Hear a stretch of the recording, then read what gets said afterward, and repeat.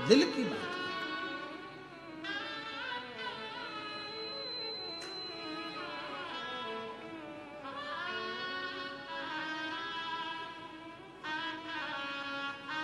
मैं हितेश तुमको धन्यवाद देता हूं बेटा कि शिव कृपा से ये कथा ऑनलाइन जो सीहोर में होती वो बाबा के धाम में हो रही, और एक प्रेरणा हमको मिली इस चीज के लिए कि ऐसे 50-60 भक्त लोग कथा सुन लें। अगर ऑनलाइन कथा सीहोर में होती है, ऐसी ही किसी 12 ज्योतिर्लिंग में भी चलती रहे और लोग उसको श्रवण करते रहे।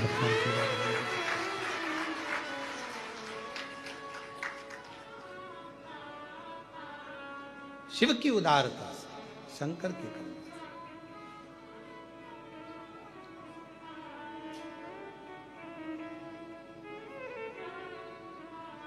और कितने नारखेड़े जी, पाटिल जी, आपके जितने रिश्तेदार आए होंगे सब प्रसन्न होंगे कि बाबा की कृपा से हमको कथा सुनने को कम से कम कृष्णेश्वर बाबा की पवित्र भूमि पर मिलते।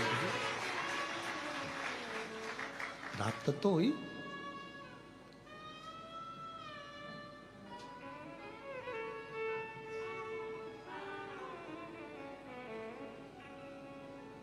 कई लोग कहते हैं कथा में बहुत धन लगता है। हम कहते हैं कथा में पैसा नहीं लगता, व्यवस्थाओं में पैसा लग सकता है। पंडाल लगना है, भोजन व्यवस्था करना है, ये करना है, वो करना है। हितेश से पूछना जरूर सीवर वाले महाराज ने कितना कितना धन ले लिया, पूछिए। कथा का पैसा नहीं लगता, व्यवस्था ये आपकी है, आप जो कर रहे हैं व्यवस्था आपकी है। और मैं तो कितना मान्य, आप होटल के मालिक को भी मैं धन्यवाद दूंगा कि जब हितेश ने कहा कि कथा होना है तो उन्होंने कहा किसकी होना है, तो कहा सीहोर वाले। तो पहले तो आश्चर्य में पड़ गया, होगी कथा हो। हाँ। फिर उन्होंने कह दिया जो तुम्हारी इच्छा हो वो करो, पर कथा हो जाए। ये संस्कार है। मैं बेटी आपको धन्यवाद देता हूँ। ये होटल मालिक के संस्कार हैं, ये उनकी धर्मपत्नी और उनके परिवार के संस्कार हैं कि जो शिव कृपा करो।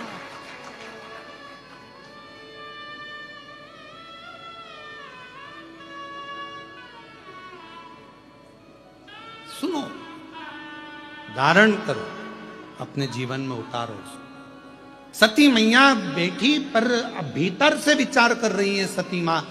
जैसे वो दीदी ने कहा कि मैं प्रैक्टिकल करने के लिए पहुंच गई कि पंडाल में बैठकर कथा सुनने का लाभ क्या होता है। मैं मांग कर देखती हूं, मैं मांग कर देखती। मैं भी तो बैठी हूं तुम्हारे दरबार में, मैं भी तो मांगू।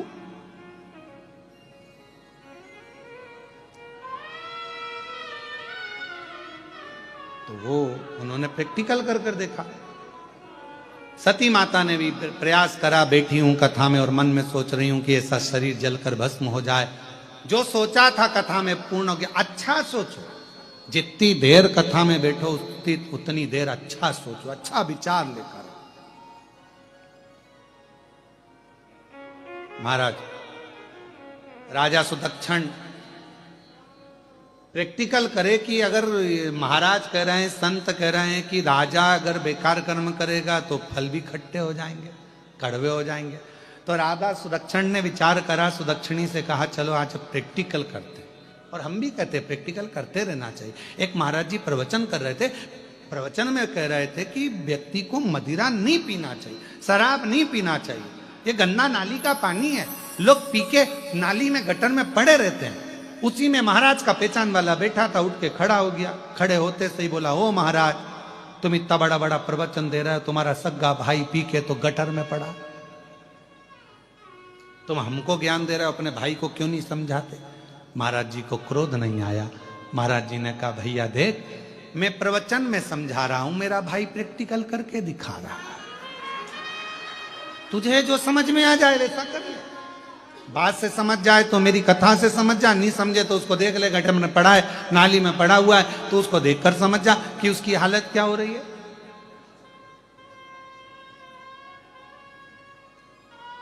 ये तेरे ऊपर निर्भर करता है। सुदक्षण ने ये विचार करा और राजा सुदक्षिण चल दिया अपने नगर में, और नगर में जाने के बाद उसने झूठ बोलना, गलत काम करना, लोगों को परेशान करना प्रारंभ करा कि मैं देखूं तो सही क्या ऐसा होता है, क्यों नहीं होता। एक पत्नी ने अपने पति से कहा, कल जो भिखारी आया था ना बहुत बदतमीज है। पति ने कहा, तुझे भिखारी से क्या मतलब? नहीं, कल जो भिखारी आया था ना वो बहुत बदतमीज है। पति ने पूछा, हुआ क्या, वो तो बोल। कल मैंने उसको खाने के लिए भोजन दिया, भोजन लेकर गया, और आज आया ना जब सवेरे तो मेरे को रेसिपी बुक देकर चला गया, मुझे भोजन बनाने की किताब देकर चला गया, और मेरे से कहता है, मैडम कल की सब्जी कच्ची थी। बताओ। पति खुश होकर बोला, जो मैं 40 साल में नहीं बोल पाया वो आज बोलकर चले, आज बोल 40 साल में। पाटिल जी जोरदार ताली बजाए, जोरदार ताली बजाए। और चुप चुप बैठे हो, जरूर कोई बात है। सबसे तेज ताली पाटिल जी बजाए हैं। तो कहा, जो मैं 40 वर्ष नहीं बोल पाया वो आज बोल गया। भोजन सब्जी कच्ची है।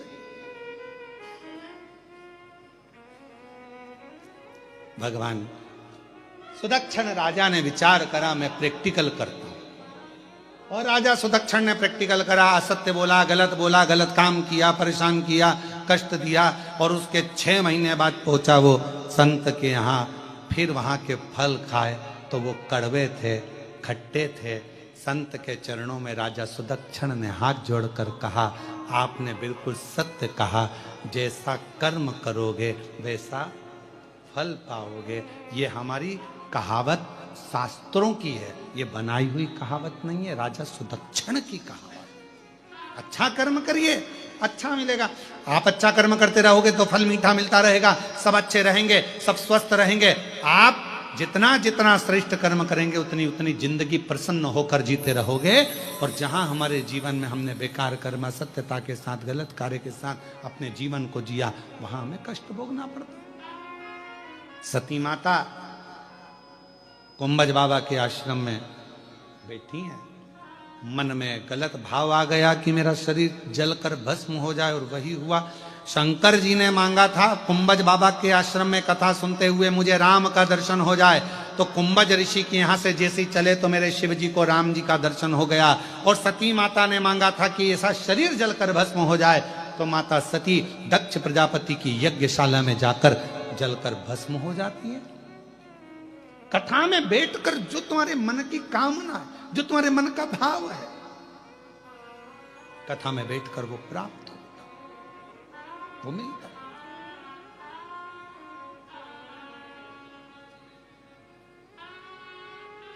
बेलूर में घड़ी सुधारने की दुकान है कि नहीं है?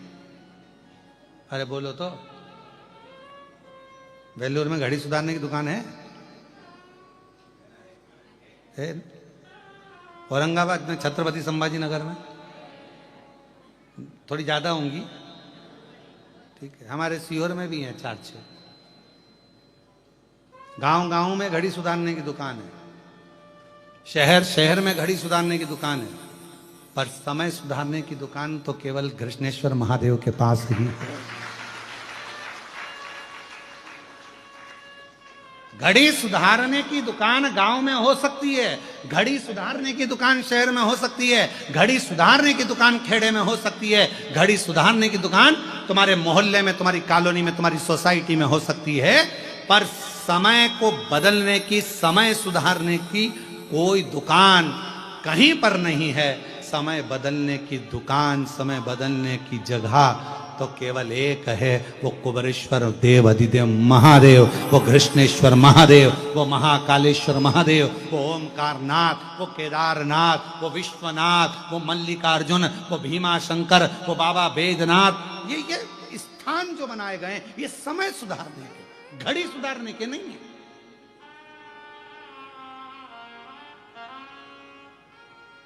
पूछने वाले हमसे प्रश्न कर लेते हैं 12 ज्योतिर्लिंग क्यों होते हैं? हमने कहा 12 भी तो बजती है।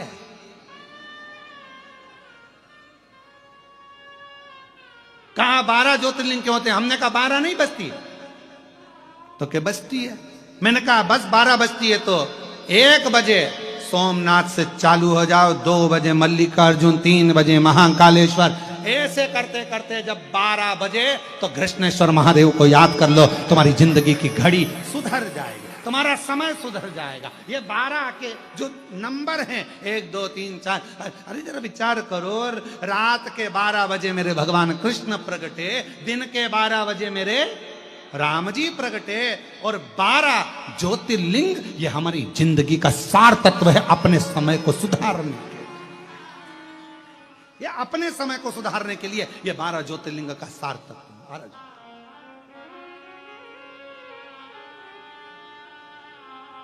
हमारे यहां तो एक भजन भी है,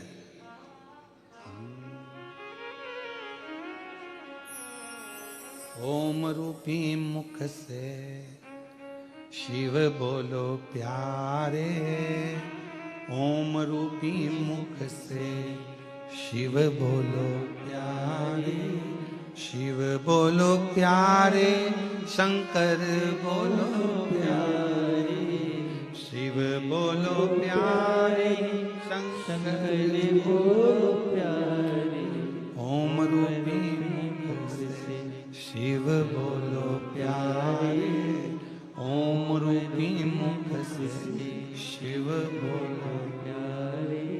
1 बजे एकल राम, 2 बजे दुलारे राम, 3 बजे त्रिलोकीनाथ, जपा करो प्यारे, ओम रूपी मुख से शिव बोलो प्यारे, ओम रूपी मुख से शिव बोलो प्यारे।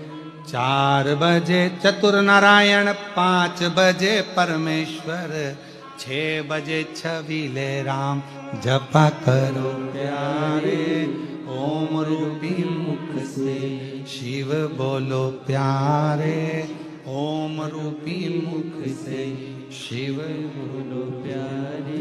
7 बजे सत्यनारायण, 8 बजे अंठेश्वर, 9 बजे नागेश्वर राम, जपा करो प्यारे, ओम रूपी मुख से शिव बोलो प्यारे, ओम रूपी मुख से शिव बोलो प्यारे। 10 बजे दशरथ नंदन, 11 बजे गिरधारी, और 12 बजे बद्री नारायण, जपा करो प्यारे, ओम रूपी मुख से शिव बोलो प्यारे, ओम रूपी मुख से शिव बोलो प्यारे। बस जैसे जैसे ये घड़ी घड़ी की दुकान तो सब दूर मिलेगी, हमारी सीहोर में भी 3-4 दुकानें घड़ी सुधारने की, बहुत दुकानें तुम्हारे छत्रपति संभाजी नगर में है, वेल्लूर में है, खेड़े में है, गांव में है, सोसाइटी में है, मोहल्ले में, कॉलोनी में। और घड़ी गड़बड़ हो जाए तो तुम अपनी पत्नी के हाथ में दे दो, वो ही सुधार देगी, ला दो निकाल दो। तो पति ने पूछा तू घड़ी सुधार देगी? हाँ, तुम जैसे को सुधार दिया तो नहीं सुधार सकती।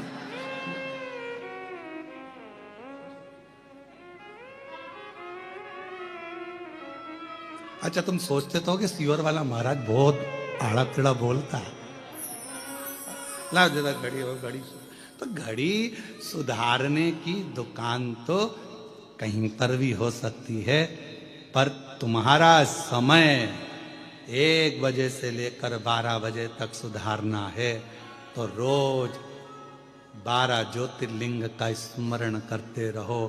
12 घंटे हर पल हर घड़ी शिव तुम्हारे समय को सुधारता रहेगा, आनंद कराता रहेगा। आनंद घड़ी सुधारे, बहुत दुकानें मिल जाएंगी पर समय सुधारने वाला नहीं।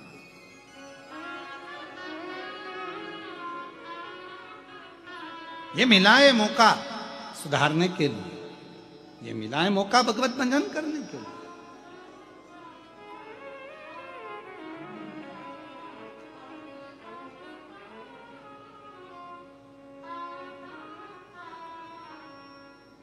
और भजन का मूल, यहाँ बीड़ वाले बयानी जी बैठे हुए हैं। कहाँ बैठे बयानी जी? हाँ, इनका पूरा परिवार भगवान शंकर की अविरल भक्ति में लगा रहता है, सत्संगी बड़े, और बहुत भाव से जब समय मिलता है तब सीओर पहुंच जाते हैं भगवान का भजन करने के। जब कहीं मौका मिल जाए, हमारे वो डॉक्टर साहब जैसे बयानी जी ऐसे ये सब पूरी जो कहीं ना कहीं बस इनको कथा सत्संग विराजी महाराज। हाँ। ले आओ ले आओ।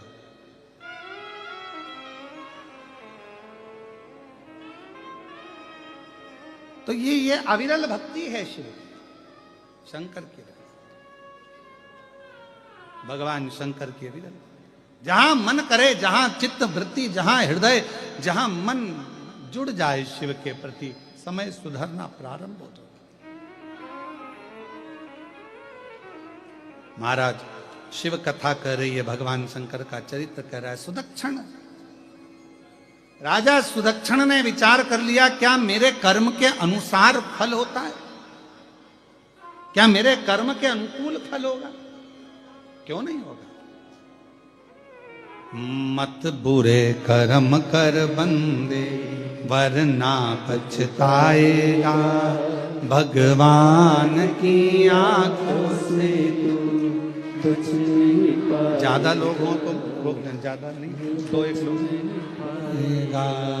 अरे ओ अज्ञानी मत करना दानी, अरे ओ अज्ञानी मत करना दानी। तेरे कर्म का फल भी तू ही पाएगा, जैसा किया तूने तेरे आगे आएगा। मत बुरे कर्म कर बंदे, वरना पछताएगा। भगवान की आंखों से तू बच नहीं पाएगा, तू बच नहीं पाएगा। तो ये हमारे कर्म के अनुसार हमारा फल है। हम जैसा कर्म करेंगे वैसा फल हमको प्राप्त होगा। हम जिस कर्म में किस तरह से डूबे हुए हैं वो हमारे ऊपर निर्भर कर। आप ऐसा कर्म करिए, सत्कर्म करिए, अच्छा करिए, लोगों का हित करिए, भला करिए, आपका भी भला। वो कहते हैं ना, भला कर तो हो भला। भला करोगे तो भला होगा, बुरा करोगे तो बुरा होगा। अच्छा कर्म करोगे तो अच्छा फल अपने आप प्राप्त होता चले जाए। आपके कर्म के अनुसार फल, आपके कर्म के अनुसार। आप जिस भाव से करोगे उस भाव से प्राप्त। जिस कथा कर रही है, सती मैया का शरीर, जब मां सती ने दक्ष प्रजापति की यज्ञशाला में प्रवेश करा और देखा कि अपने पति का कोई स्थान नहीं,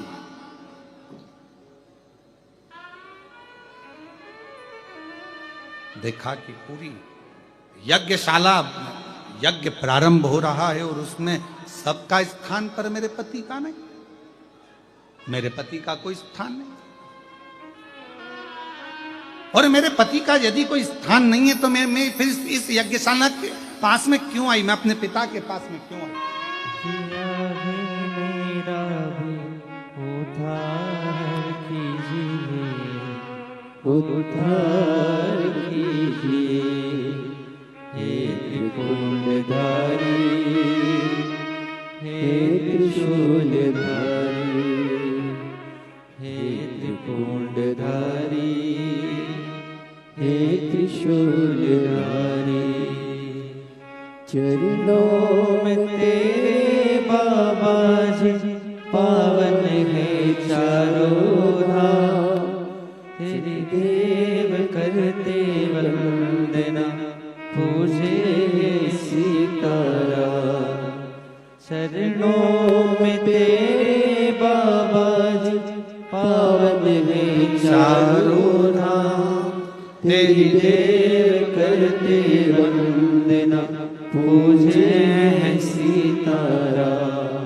हो जाए पूरी कामना, हो जाए पूरी कामना, उपकार कीजिए सबका किया है मेरा भी उद्धार कीजिए, उद्धार कीजिए।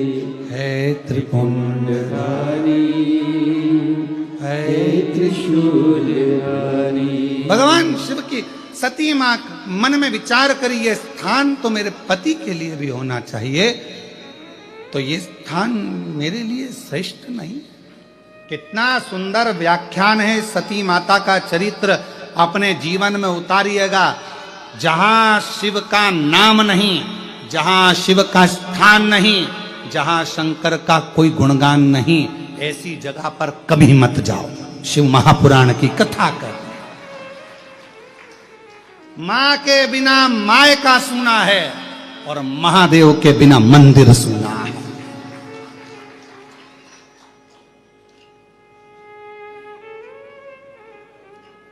मां के बिना माय का सुना है, महादेव के बिना मंदिर सुना है, और शिव महापुराण कथा के बिना पूरा संसार सुना है।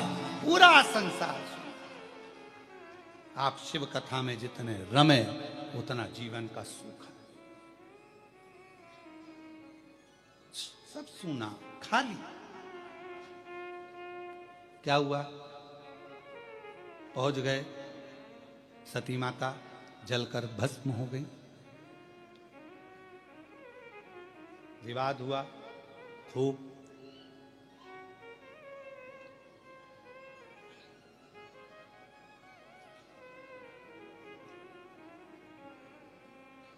खूब विवाद हुआ। स्वयं रुद्रगण से भगवान नारायण को भी हारना पड़ा। भगवान रुद्रगण से। क्यों? एक राजा क्षुभ हुए और उनका दधीचि ऋषि से मित्रता थी, और राजा क्षुभ और दधीचि ऋषि का आपस में विवाद हो गया। भगवान विष्णु ने राजा क्षुभ का साथ दिया, तो दधीचि ऋषि ने श्राप दे दिया कि राजन, तुम राजा क्षुभ का साथ दिए और मेरा साथ नहीं दिए, इसलिए मैं तुम्हें श्राप देता हूं कि तुम्हें भगवान शंकर के गणों से हारना पड़ेगा। शिव महापुराण की कथा कहती है, कभी किसी के विवाद में व्यर्थ ना पड़े, कभी किसी के विवाद में व्यर्थ ना पड़िए। पर आपकी और हमारी आदत होती है, संसार के लोगों की बड़ी आदत होती है महाराज, बीच में पढ़ने की। किसी ने एक गलत मैसेज लिखा, कमेंट्स लिखा, और लोगों ने उसके नीचे अपने विचार लिखना चालू कर दिया। वो तो है ही ऐसा, उसने तो ये करा है, उसने तो वो करा है। हम उस अग्नि में घी डाल रहे हैं, उस अग्नि में हम घी डाल रहे हैं।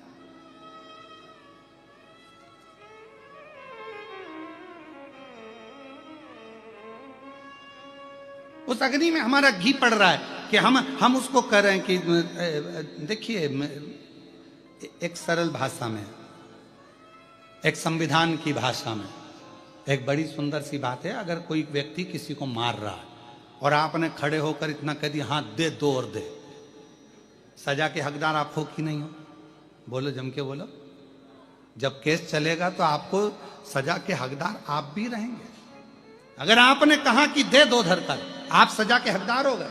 उसी तरह जब हमारी कानून व्यवस्था में ये नियम है कि किसी को कोई मार रहा है और आपने कह दिया हाँ दो और दे, तो वो सजा का हकदार हो जाता है। उसको उकसाने के लिए, उसको उकसाने के तहत उसको बंद किया जाता है। उसी तरह शिव महापुराण की कथा कहती है, यदि कोई निंदा कर रहा है, अपशब्द कह रहा है, कोई फेसबुक पर, इंस्टाग्राम पर, कोई व्हाट्सएप पर मैसेज में कोई गलत लिख रहा है, तो निवेदन है अपना कोई गलत कमेंट्स उसके अंतर मत करो, क्योंकि उसकी अदालत में तुम्हें उस सजा का हकदार बनना पड़ेगा और तुम्हें भोगना पड़ेगा, तुम्हें भोगना।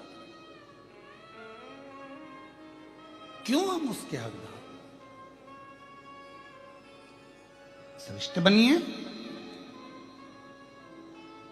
सती माता के उस पवित्र राजा शुभ का साथ भगवान विष्णु ने दिया था, इसलिए दधीचि ऋषि ने श्राप दे दिया कि तुम्हें शिव के गणों से हारना पड़ेगा। भगवान शंकर के गणों से स्वयं भगवान नारायण को भी हारना पड़ा।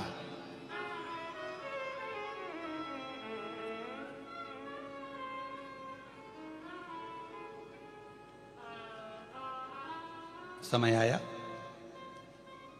युद्ध हुआ, भगवान शंकर आ गए, सती माता का शरीर अपने कंधे पर रखा, खूब तांडव किया। भगवान नारायण ने अपना सुदर्शन चक्र भेजा। सुदर्शन चक्र, क्या सुदर्शन चक्र में इतना बल था कि मां सती के टुकड़े कर सकता है?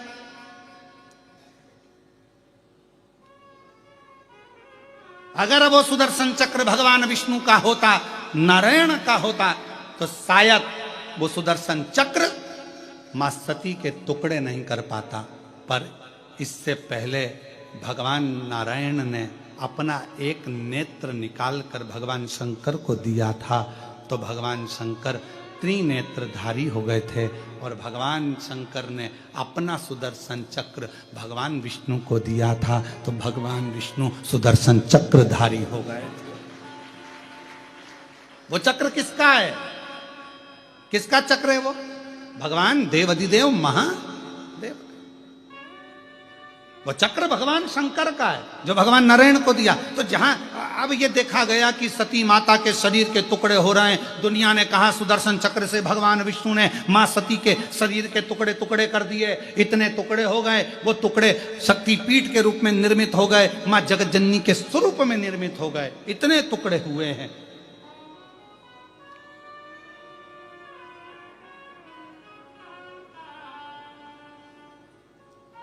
कभी विचार करा कि सुदर्शन चक्र ने मां सती के टुकड़े कर दिए?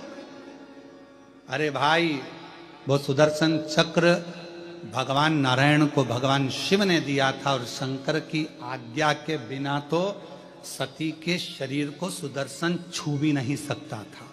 शिव का आदेश था, शंकर का आदेश था। भगवान शंकर के भक्त को, भगवान शंकर की आराधना करने वाले को, भगवान शिव की उपासना करने वाले को तो किसी की सामर्थ्यता नहीं है कि कोई छू ले, जब तक शंकर की कृपा ना हो, शंकर का आदेश ना हो, शंकर की दृष्टि ना हो। किसकी सामर्थ्यता?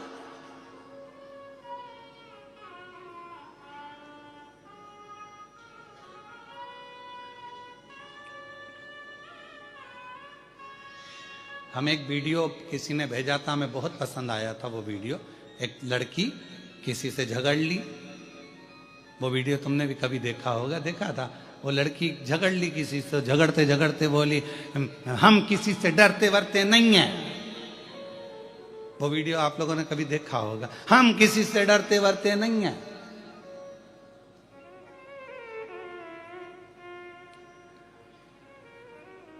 हमारा महादेव हमारे साथ है, महाकाल। अकाल मृत्यु वो मरे जो काम करे चंडाल का, और काल उसका क्या बिगाड़े जो भक्त हो महाकाल का। वो लड़की बड़ी कड़कता में अकड़ कर जम के कह रही है, ना जाने किससे झगड़ रही थी, और किसी ने उसका वीडियो बना लिया। आज उस बेटी में ये बल तो आया कि उसको समझ में आया। और फिर निवेदन कर रहा हूं, दुनिया के लोग वीडियो बनाकर डाल रहे हैं कि 2026 से 29 तक का समय बेकार रहेगा, खूब उथल पुथल होगा, ये होगा वो होगा। हम सब मानते हैं, सब चीज़ जानते हैं, पर आपसे निवेदन है, आप अपना दिल शंकर में लगा कर रखना, तुम्हारा बाल बांका नहीं होगा। कथा श्रवण करते रहो। जब कोरोना जैसी महामारी के समय पर जिसने अपना मन शिव जी में लगाया, कई श्रोता यहाँ बैठे हैं जो 11 साल से कथा सुन रहे हैं, कोई श्रोता बैठे हैं जो कोरोना काल से कथा सुन रहे हैं। कोरोना के समय पर फ्री थे, फालतू थे, क्या करा? तो क्या कथा में दिल लगा लिया, मन लगा लिया। लोग कह रहे थे बाजू में कोरोना हो गया, ये क्वारंटाइन हो गया, वो क्वारंटाइन हो गया, सब बंद पड़ा हुआ था, और वो दिल शंकर में लगा कर बैठ रहा। अपना क्या होगा, कहीं अपने को भी तो नहीं हो जाए, कहीं अपने को भी तो हो जाए। पर उसने अपना मन शिव में लगाया, शंकर में लगाया, बच गया। शिव में लगाया, बच गया। और जो अरे कुछ नहीं होता, कुछ नहीं होता, जबरदस्ती के लगे, कुछ नहीं होता, उनके फोटो पे प्लास्टिक के फूल की माला चढ़ी। माला चढ़ गई। शायद इतने दिनों में तो श्राद्ध भी हो रहा होगा। जीवन पहचानो, शिव को जानने का प्रयास करो, भगवान शंकर को पहचानने का प्रयास करो। जो शंकर को जान गया, जो शिव को जान गया, शिव की शक्ति किसकी सामर्थ्यता मां सती के शरीर के टुकड़े कर दे? वो तो शंकर भगवान का सुदर्शन चक्र था।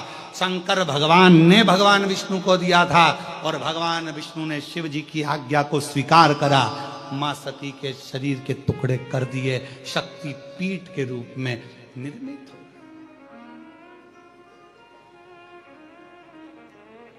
शक्तिपीठ।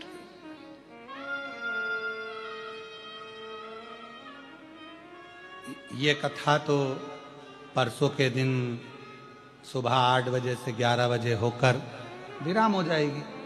ऑनलाइन जो कथा चल रही है कृष्णेश्वर में, कल का दिन तो यही टाइम रहेगा, परसों का जो समय रहेगा वो सुबह पर टीवी पर यही 2 बजे से 1 बजे से आएगा। टीवी पर 1 बजे से 4 बजे तक आएगा और यहाँ जो कथा स्थल है यहाँ पर सुबह 8 बजे से 11 बजे तक।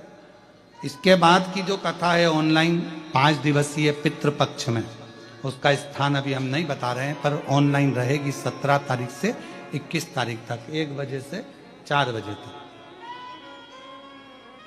पहले दिन 1 से 4 है, फिर बाकी के समय 2 से 5 रहेगी, ऐसा है वो।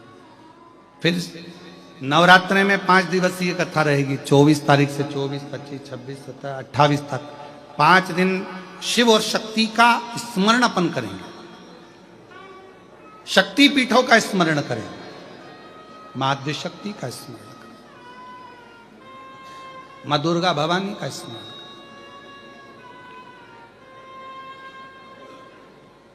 उस कथा में अपन श्रवण करेंगे कि मां जगतजननी दुर्गा भवानी की ज्योत क्यों जलाई जाती है।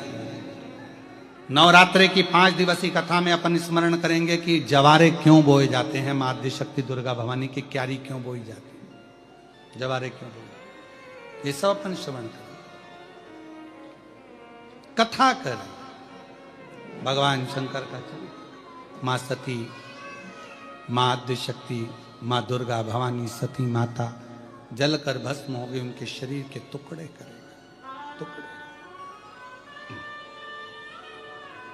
वो शक्ति पीठ के रूप में निर्मित हो।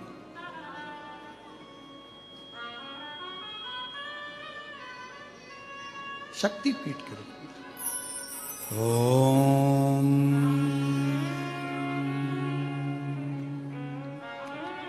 ओम जयंती मंगला काली भद्रकाली कपालिनी दुर्गा क्षमा शिवा धात्री स्वाहा स्वधा नमस्तुते। जयंती मंगला काली भद्रकाली कपालिनी दुर्गा क्षमा शिवा धात्री स्वाहा स्वधा नमस्तुते। मां दुर्गा भवानी मां आद्य शक्ति का स्वरूप। नवरात्रे में 5 दिवसीय कथा रहेगी, फिर वो कथा आगे 3 से है ना, 3 अक्टूबर से 9 अक्टूबर तक जलगांव में रहेगी। फिर 12 से 16 अक्टूबर शिरडी के नज़दीक में, शिरडी के क्षेत्र के पास में ही वो कथा रहेगी। फिर कथा ऐसे ही आगे छत्तीसगढ़ में है। ऐसे कथाओं के क्रम चल रहे हैं, पर अभी 2 कथा तो ऑनलाइन है, उसको आपको ऑनलाइन सुनना है, श्रवण करना। शिव कथा कर रही है मां सती, मां जगत जननी पार्वती, मां आद्य शक्ति दुर्गा भवानी ने शक्ति पीठ के रूप में निश्चित स्थान लिया। शिव कथा कहती है, भगवान शंकर की शिव महापुराण की कथा कहती है, बिना शिव आज्ञा के कुछ नहीं हो सकता, और वो आज्ञा शंकर की ही थी। बाद में मां सती मैया पार्वती के नाम से विख्यात हुई, शिव जी के साथ विवाह हुआ। कल अपन ने कथा में स्नेह से भगवान गणेश जी का भी चरित्र का दर्शन किया।